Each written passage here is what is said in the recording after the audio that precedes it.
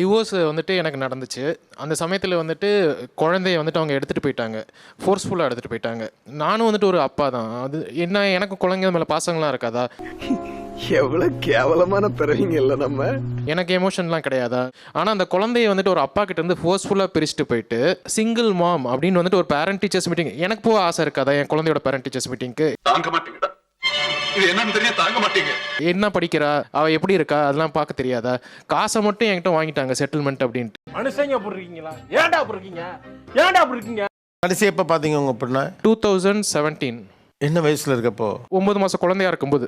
9 வருஷமாக பார்க்கலையா? 9 வருஷமாக பார்க்கல சார். சார் ஒரு குழந்தைய பெற்றுட்டேன்.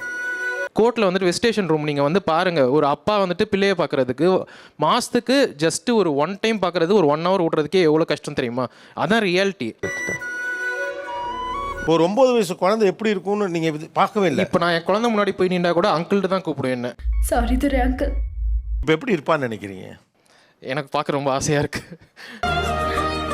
5ஆவதா நிக்கல பங்காளி, ஓ அச்சாவில் நிக்குது. ஆல்மோஸ்ட் எவ்ரி சிங்கிள் டே வந்துட்டு அந்த நினைப்பு வந்துட்டு போகும் எனக்கு.